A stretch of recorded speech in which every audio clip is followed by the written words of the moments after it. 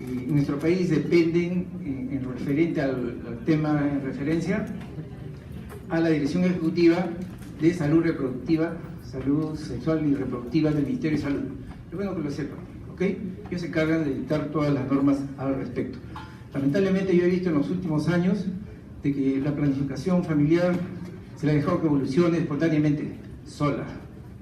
En los hospitales se han dado cuenta, probablemente muchos de ustedes ni han visitado el consultorio de planificación, y que la consejería básicamente la hacen las internas de obstetricia. Es un aspecto que se ha abandonado, yo diría, bastante. Entonces, nos situamos en el Ministerio de Salud, Salud Sexual y Reproductiva, sus normas, lo que compete a la sexualidad, porque hay que situarnos en tres aspectos, ¿no? El primero, en dónde y de quién dependemos. En segundo lugar, por qué lo hacemos, y por último, los métodos anticonceptivos propiamente dichos. En lo que se refiere a dónde nos situamos, el ministerio, los hospitales, salud sexual y reproductiva. Definitivamente los métodos se utilizan por una sencilla razón: para tener hijos cuando uno los quiere tener.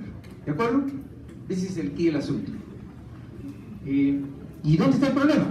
En las relaciones sexuales. El ser humano es el único que realmente tiene relaciones sexuales por dos motivos.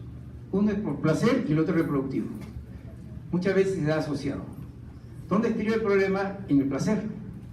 Nosotros tenemos relaciones sexuales no solo para procrear, sino por placer. ¿De acuerdo? Entonces, ¿cuál es el problema? Que teniendo relaciones por placer se puede producir un embarazo. Entonces, para que no se produzca, tenemos que acudir a la metodología anticonceptiva. Ese es el problema. En cuanto a lo reproductivo, más aún cuando se da asociado y no se desea lo reproductivo, tenemos un problema, el problema del embarazo. ¿Cómo se produce un embarazo? Simplemente ustedes ya lo saben, solamente quiero recalcarles, recordar que los espermatozoides pueden vivir en el aparato genital más o menos 6 días. Después de 6 días ya es imposible que se produzca un embarazo. Eso es como una precaución. ¿Qué ocurre con los embarazos en el mundo? Por lo tanto, aquí en el país, que pueden ser deseados y no deseados. En cuanto a los deseados no hay un problema. En cuanto a los no deseados es un problema. Entonces, ¿cómo evitamos un embarazo no deseado? La tecnología, felizmente, de horas nos ha ayudado bastante. Empezamos, ¿no?, con la castidad, pasando por la píldora, y actualmente, felizmente, el wifi y todas esas cosas, el celular, nos quitan mucho de nuestro tiempo. Es casi como una distracción. En cuanto a la planificación familiar propiamente dicha, es la que tiene que ver con la orientación y la consejería sobre los métodos anticonceptivos, a través de una serie de informaciones, ¿no?, bajo los criterios que ustedes observan, con la finalidad de lograr una paternidad responsable. ¿Qué cosa es paternidad responsable? Ni muy pronto, ni muchos, ni muy seguidos. Entonces, uno es responsable cuando decide sobre su salud sexual y reproductiva. En planificación familiar hay que tener en cuenta 2 criterios. Cada paciente es un mundo aparte. Cada paciente tiene su método. No hay un método que sea mejor que otro en relación a una pareja.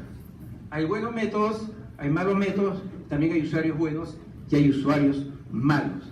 Por lo tanto, el mejor método es aquel que uno cree que puede usar bien. Para eso que se requiere una buena orientación y una buena consejería. La asesoría podemos darla en forma global, como es esta, y podemos darla de un punto de vista individual. ¿Qué tanto sabemos planificación familiar? Yo le preguntaría a cada uno de ustedes. Probablemente muchos sepan, quién sabe, otros no saben nada. Pero lo cierto y lo evidente es que gente como nosotros a veces nos hemos quedado un poco retrasados y creemos que sabemos mucho y que nuestros hijos no saben nada. Sin embargo, a veces nos damos por sorpresa que ellos saben más que nosotros. Ustedes ya han recibido la información sobre los métodos temporales, ¿de acuerdo? Su duración, por eso se le llama temporales. A nosotros nos toca hablar sobre la QV. La QV son métodos definitivos, o sea, se hace el procedimiento y se acabó la prole. Eso es lo que hacemos, generalmente se relaciona con esto. Hay que recordar algo respecto a planificación familiar y las leyes, que de otra forma nos orientan. El año 85, en la Ley de Política Nacional de Población, en los derechos humanos de la persona, en los derechos de la persona, se determina la libre elección del número de hijos y la elección del método anticonceptivo adecuado. En el 95 se establece la gratuidad de la planificación familiar y en septiembre del 95 se incorpora la anticoncepción voluntaria, AQV. El año 98 se reglamenta la calificación de los médicos cirujanos para AQV. El 2005 sale la norma técnica de planificación familiar. El 2015 igualmente sale la reglamentación de la Ley General de Salud sobre el consentimiento informado, como también les han dicho, en lo que es la anticoncepción, especialmente la anticoncepción quirúrgica. En 2017 se establece una modificación de la norma técnica 2016, en donde se agrega fehacientemente lo que es el periodo de reflexión, 72 horas, y que debe hacerse el procedimiento en institutos de salud de segundo nivel para arriba. Bueno, ¿cuántos métodos definitivos tenemos? Dos. Tenemos el AQV masculino y tenemos el AQV femenino. ¿Qué cosa es la anticoncepción quirúrgica voluntaria? Es simplemente aplicación de tecnología quirúrgica para interrumpir el ciclo reproductivo de una pareja en forma definitiva. Lo que se necesita es que sea una técnica quirúrgica exitosa, que sea adecuada para el paciente, que se debe realizar con las normas técnicas quirúrgicas que provoquen el menor trauma quirúrgico, con la mejor hemostasia, con una incisión pequeñita, un tiempo sumamente corto que permita que el paciente pueda incorporarse rápidamente a sus labores habituales. Indudablemente, aquí tiene que verse los tres aspectos, que es el preoperatorio y el postoperatorio, ¿no?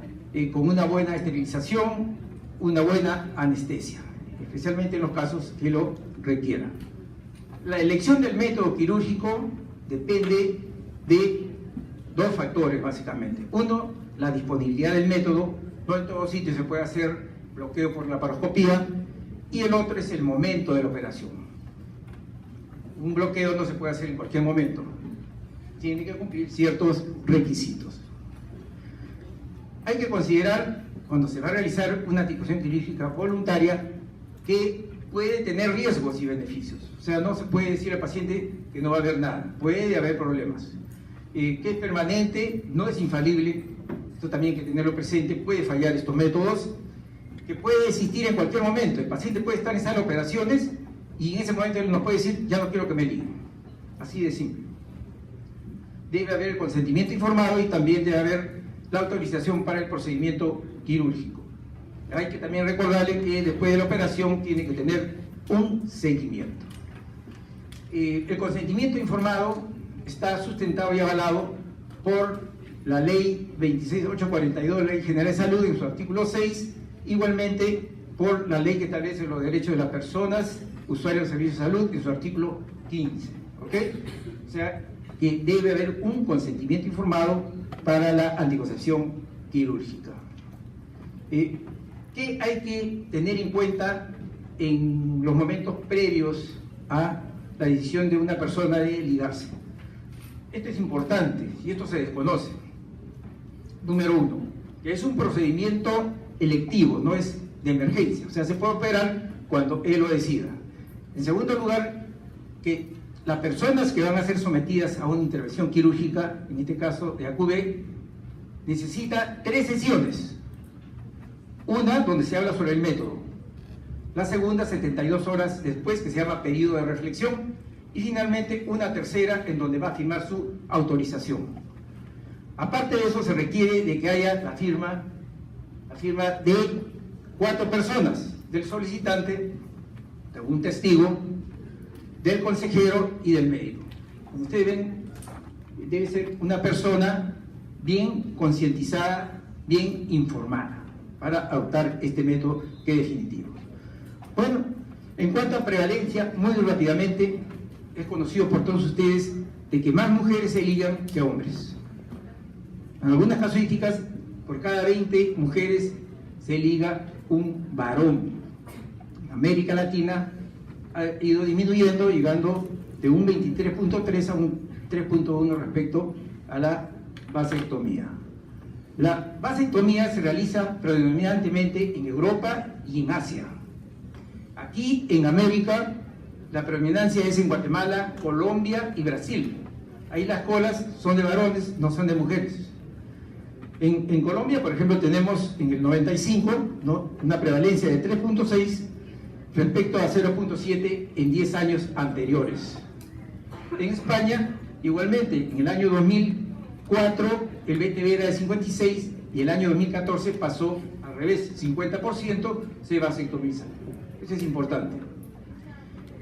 En nuestro hospital, en el Sergio Bernales, en el año 2017, tuvimos 362 bloqueos y 35 vasectomías. ¿Qué quiere decir?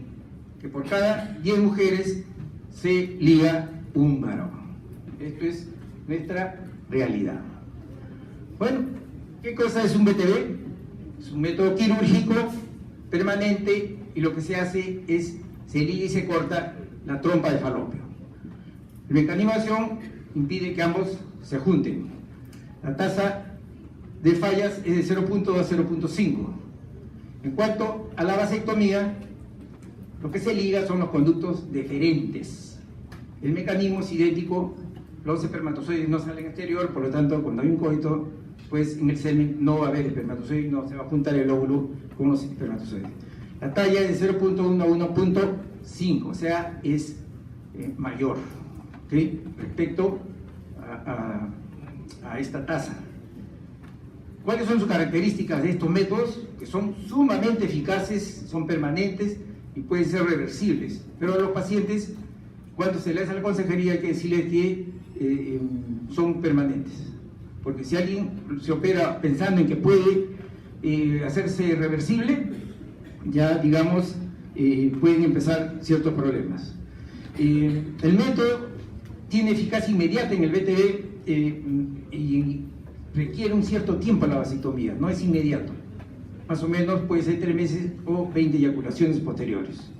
Importante que no altera el deseo sexual ni los perfiles hormonales. Debe tener una evaluación previa, eso es definitivo, ¿no?, y la consejería, orientación, como hemos dicho, que es básica. El personal debe estar calificado. Tampoco se debe hacer en cualquier sitio, aunque, para serle franco, yo he hecho vasectomía en mi consultorio, como se dice al paso, tomando las medidas del caso por la sencillez que tiene la técnica actual. Hay que resaltar en el BTV, que se llama el bloqueo tubárico bilateral a la cubia femenino, de que la mujer va a seguir menstruando, que va a seguir ovulando, y que esta se va a acabar cuando llegue la menopausia. Eso hay que resaltar bastante. En el varón, de que vasectomía no es castración, eso es importante resaltarles. En segundo lugar, que va a seguir eyaculando, va a seguir habiendo semen. La diferencia es que en el semen no va a haber espermatozoides. También hay que recalcar de que luego de operado tienen que cuidarse un tiempo. En cuanto a la historia, recordarles de que la ligadura de trompas se inició en el año 23 con Blundell, ¿no?, que él sacaba toda la trompa. Después vinieron otros trabajos en Estados Unidos, el intracesárea, o sea, después de la cesárea se ligaba, y a fines del siglo XIX ya se hablan de una serie de técnicas tanto de abordaje como de bloqueo. En cuanto a la vasectomía, es más antigua, recuerden que se realizaba en las cortes, esto es muy conocido, los famosos eunucos, ¿no?, que se les castraba, pero más era castración que verdaderamente una vasectomía, ¿ok? Posteriormente ya hubieron estudios como el de Gullón, en donde la vasectomía se hacía concomitantemente a la prostatectomía para evitar la epididimitis postquirúrgica, ¿ok? En los años 50 y 60 tiene un gran auge en Asia, todos los programas. En el 63, Pfaffenberg hace su primera publicación de la vasectomía para regulación voluntaria de la fertilidad en el hombre, y aquí en el Perú, en el año 99, el IMPARES hace una publicación sobre la regulación voluntaria de fertilidad en el hombre, sobre 100 operaciones realizadas, publicadas en el primer Congreso Latinoamericano, y es un trabajo que yo efectué en esos tiempos. En cuanto a la anatomía, es conocida por ustedes. La intervención se realiza sobre las trompas de falopio, que ustedes saben que posee una estructura par, ¿no? Más o menos 10 centímetros, y puede realizarse en cualquiera de las áreas de trayectos que tiene. La vasectomía, ¿no?, se realiza en los conductos deferentes que comunican el epidídimo con el conducto, con la próstata. O sea, en ese trayecto es donde se realiza la operación. En cuanto a la técnica quirúrgica, BTB, ¿en qué momento se puede realizar? ¿Cuáles son las técnicas de bloqueo y cómo es el abordaje? Bueno, el momento que se puede realizar un BTB es de intervalo, o sea, en cualquier momento, garantizando de que no esté embarazada. En segundo lugar, se puede realizar intracesárea. En tercer lugar, puede hacerse en el posparto, después de las 48 horas y después de un posaborto, inmediatamente si no hay complicación. En lo que respecta al bloqueo, puede hacerse por ligadura u oclusión tubárica, o sea, lo que yo empleo para ligar. Puede hacerse ligadura simple, ¿no? Hay diversas técnicas, la más conocida es la Pomeroy, que la clásica se realiza con cádus 0 simple, ¿ok? Se liga y se corta el asa que queda por encima de la ligadura. También se hace con termocoagulación, electrofulguración, bandas o anillos, clips, también se utilizan compuestos químicos. Ustedes vean la evolución de todas las técnicas. Una de las más seguras se dice que es la técnica Uchida, ¿no?, cuyo procedimiento se realiza sobre la ampolla, con un 0 de fallas y posibilidad de reversibilidad alta, porque lo que se hace se introduce el cabo uterino dentro del ligamento ancho y el otro queda afuera. En cuanto al abordaje, la técnica quirúrgica puede hacerse por vía abdominal, que es la mini laparotomía, y también se puede hacer instrumentada, lo que es las endoscopías. En lo que respecta a la mini laparotomía, se puede realizar postparto. Ustedes saben que es una pequeña incisión a nivel del ombligo, más o menos 2 centímetros, y la otra es la de intervalo. Esta técnica para realizarse necesita un elevador uterino, más conocido Rhamati Body, sin cuyo instrumento, si no existe ese instrumento, la operación es bastante difícil de hacer y puede terminar más que en una mini laparotomía y una cesárea, que es probablemente lo que muchos de ustedes han visto. Lamentablemente se ha dejado de hacer esta técnica. Esta técnica es muy sencilla, mucho más sencilla indudablemente que cualquier otra técnica, pero se ha dejado. Ahí está la utilización para el útero anteverso y el retroverso flexo. La otra técnica, el BTB laparoscópico por vía abdominal, puede ser con un puerto o 2 puertos. Ustedes observan allí, ¿no?, con un puerto, hay 2 puertos. Vean los procedimientos, cómo se coge cada uno. Se puede utilizar para el bloqueo, lo que hemos mencionado, bandas, clip, anillos, ligaduras, etcétera, etcétera, ¿no? Se puede hacer electrofulguración, etcétera. Si comparamos la mini laparotomía versus la laparoscopía, podemos concluir de que la mini laparotomía es fácil de aprender, lo puede realizar cualquier médico con un entrenamiento corto y adecuado. El instrumento es sumamente sencillo, las complicaciones son menores, puede realizarse en el posparto. Se dice que dura más que la laparoscopía, pero yo creo que dura igual. Y en algunos trabajos últimos que ha habido también se demuestra que no hay mayor diferencia. ¿Dónde es un poco problemático? En las pacientes obesas. En las pacientes obesas sí es un poco difícil hacer, ¿no?, una mini laparotomía. También se dice que hay una tasa de infección más alta. En esencia, podemos decir que la laparoscopía presentó menos complicaciones que la mini laparotomía, pero yo creo porque no se utilizan los instrumentos adecuados, no se tiene las destrezas adecuadas. En cuanto a la técnica de bloqueo, por ejemplo, son complicaciones menores y son más comunes las fallas con los anillos que con los clips. La electrocoagulación se dice que provoca menos dolor que la técnica que practicamos, que es la de Pomeroy, la que se ve en todos los hospitales. En cuanto a la reversibilidad, no hay nada claro que indique que con uno u otro procedimiento se va a lograr esa reversibilidad.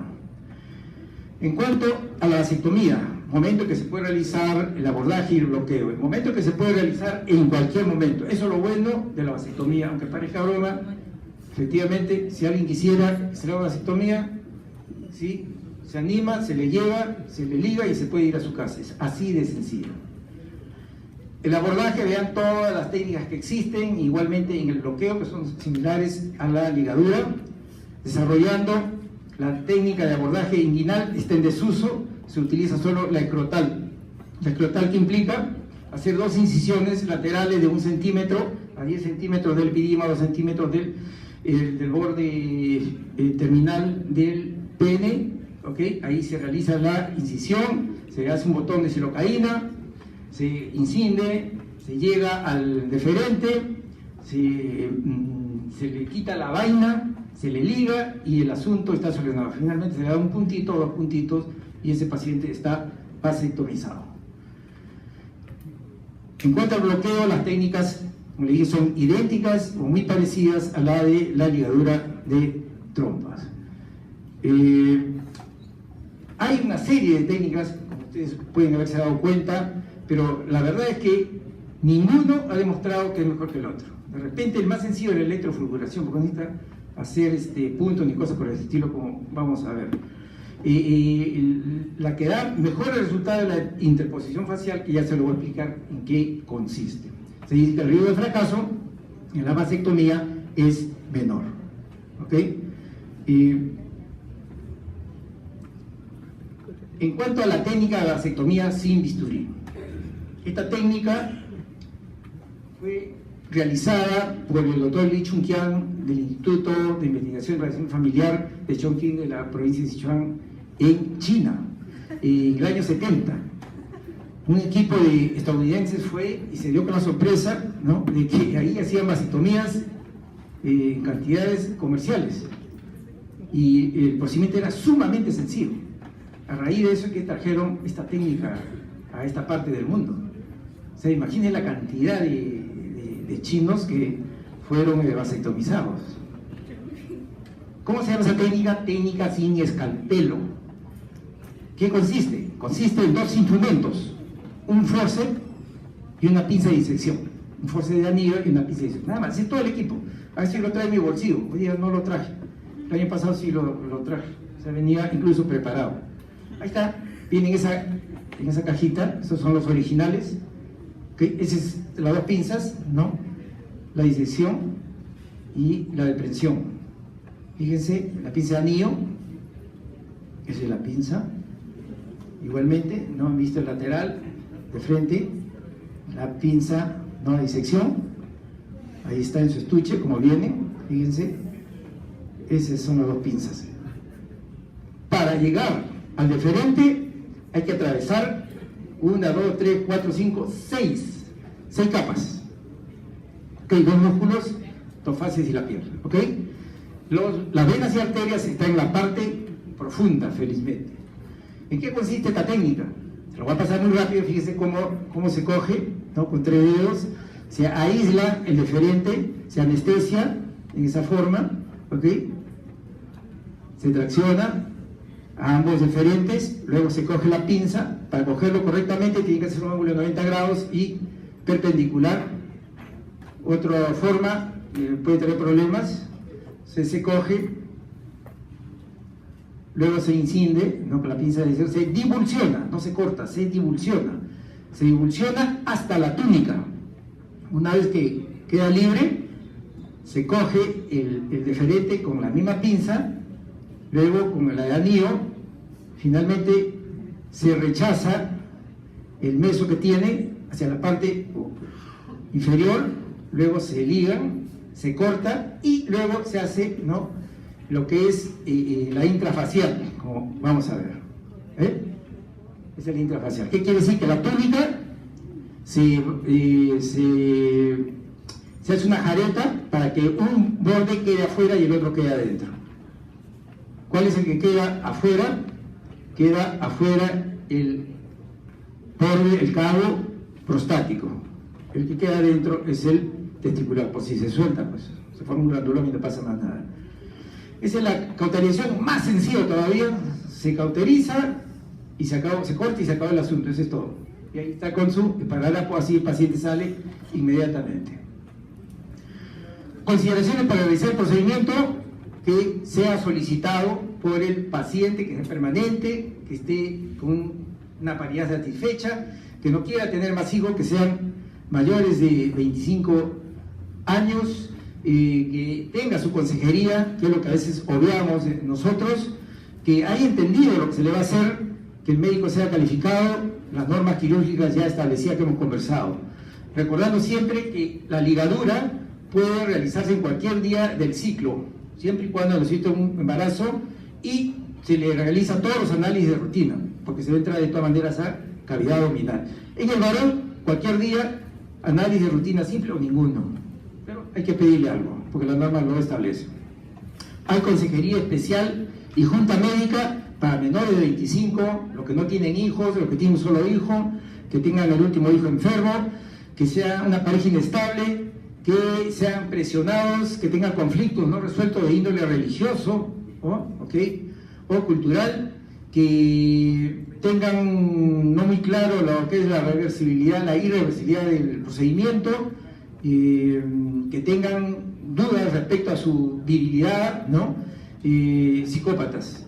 En la vasectomía hay que tener cuidado cuando se va a ligar a una paciente de posaborto o posparto, no hacerlo inmediatamente, pues, ¿no? Algunos les conversan y la paciente dice, líguenme, ¿no? Ya quiere salir, como se dice, y después se está arrepintiendo.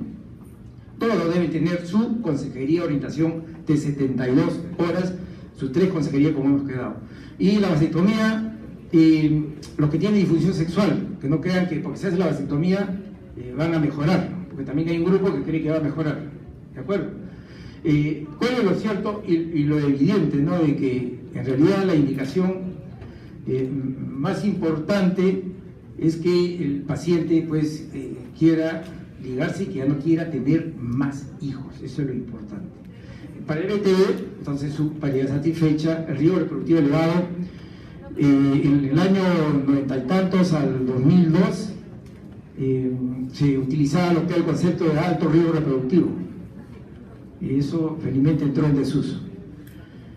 En la vasectomía igualmente, que quiera participar, lo importante es que la indicación actual es que tenga una decisión consciente y informada del usuario, punto, se acabó, no se necesita más. Para que un hombre o una mujer se ligue es necesario que el esposo o la esposa esté de acuerdo. Lo que necesita es un testigo, como dije, 4 firmas. O sea, si una mujer viene a ligarse, cumple los requisitos y se acabó el asunto. Generalmente el testigo es el esposo o la esposa, pero no es necesario. Contraindicaciones absolutas no existen. En cuanto al BTV, solamente 3, ¿no? Embarazo, enfermedad inflamatoria pélvica y que tenga una anemia muy severa, problemas de cardiopatía. En los varones, la verdad, solamente contraindica de que en el área hay un problema, que haya una infección, ¿no? Que haya una epididimitis o alguna tumoración hidrocélica, etcétera, que hay que tomar las precauciones del caso. Después, no hay ningún problema.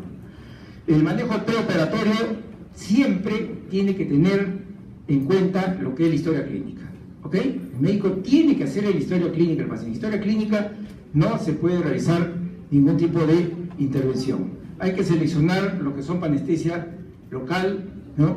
Regional, general, eso es muy importante, y según los criterios de riesgo que ustedes están viendo, hacer la referencia. Quiere decir que de acuerdo a las enfermedades que ustedes están viendo, yo lo puedo diferir, la operación la puedo diferir hasta que mejore, puedo diferirlo a otro centro, o también puedo, si el problema es muy severo, de repente reevaluar el caso para ver si procede o no procede. Durante y el postquirúrgico hay que tener en cuenta los problemas. Número 1, que son las complicaciones, ¿no? El 9% por anestesia y el 23% por diversas lesiones involuntarias. La más frecuente, la que más se habla, es la perforación uterina, ¿ok? Y en los varones, la infección. Aquí vemos, respecto a mortalidad, ¿no? Que el BTV femenino tiene 4.8 y la vasectomía 0.6. Aquí observamos la movilidad intra, ¿no? El sangrado que puede venir mesosapio en la trompa, lesiones de útero, epíclo, intestino y vejiga. Otra complicación es cuando en vez de ligar la trompa, le ligamos el redondo, ligamento redondo. Por eso es que en muchos lugares se exige de que haya, ¿no?, estudio de patología de la muestra que uno interviene. Lamentablemente, por no hacer la hoja, a veces no hacemos este procedimiento. Movilidad tardía, hematoma, sangrado, infección. En cuanto a las técnicas de anestesia, pueden ser regional, general, local, endovenosa, potencializada. ¿Tiene la anestesia sus riesgos? Por supuesto, son los mismos que existen para cualquier otro procedimiento que ustedes conocen. En cuanto al manejo postoperatorio, en el BTV se dice que al paciente, una vez ligada, hay que mantenerla 4 horas en observación, ¿no? Y si bien es una rural, 24 horas. En la vasectomía, la mitad, 1 hora y 12 horas. Ese es el tiempo que se debe tener. Igualmente, hay que recomendarle 2 días de reposo, sí, y sin sobreesfuerzo 7 días. Después de 7 días, su actividad normal. Eso es lo que se requiere. Si es posaborto, no relacione 2 semanas, y en el posparto 40 días. En lo que se refiere a la vasectomía, hay que redundar en que tiene que tener 20 eyaculaciones o 3 meses para realizar un espermatograma de control. Si sale negativo, ya es estéril. Si sale positivo, hay que reevaluar el caso. De repente tiene 3 diferentes y le han ligado 2 y tiene 1. Recuerden que en 500 hay 3 diferentes. O sea, todo eso hay que evaluarlo. En el seguimiento, el primer control a los 7 días y el segundo a los 30 días, ¿no? Siempre hay que decirles que si tiene un problema en cualquier momento, debe acudir a control. Al año hay que hacerle una consulta de salud reproductiva integral.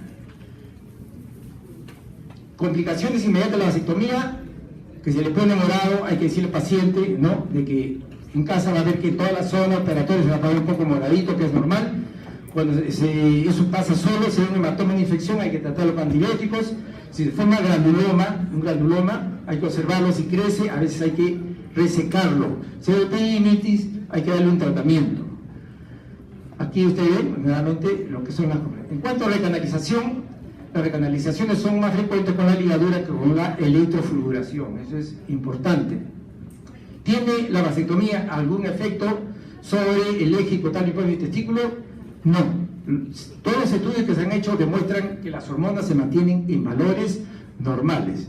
Sobre la frecuencia coital se ha visto que hay un aumento entre 44 a 73%, ¿no? Han referido que ha tenido un aumento de su vida sexológico. Si ya no hay el problema de embarazar, pues se tiene, ¿no?, las relaciones sexuales tanto por placer, ¿no?, fundamentalmente, no sin problema, ¿ok? En cuanto al perfil lipídico, no hay diferencias estadísticas. La hemática, la bioquímica sanguínea también dentro de valores normales. Riesgo de desarrollar cáncer y enfermedades no se ha visto que se haya incrementado. La fítula, granuloma, la neurofibromatosis, todo eso es manejable. Y también el problema de isoinmunización, del cual se habla mucho. Efectivamente se producen anticuerpos antiespermatozoides con complejos inmunocirculantes que pueden debilitar el sistema inmunológico y que puede ser susceptible al individuo a enfermedades. Aquí se ha visto el problema de por qué sí y otros no. Se han estudiado una serie de factores y la verdad es que al final no se ha encontrado ningún tipo de asociación. Esta es la reacción inmune que se produce, ¿no?, humoral, celular, sí es evidente. Y finalmente, casi para terminar, hay que también tratar de entender los efectos psicológicos que origina la vasectomía en un posible usuario, ¿no? Temor al daño corporal, al daño sexual, daño familiar, daño moral, daño grupal. Esto se ha estudiado bastante. El conocimiento de esto, que implica que hagamos una asesoría y una orientación adecuada, sumamente adecuada. Si me dicen, bueno, ¿cuál sería el mejor método? El mejor método, definitivamente, ahí le muestro todas las características de cada uno, pero la verdad, en pocas palabras, el mejor método es la vasectomía.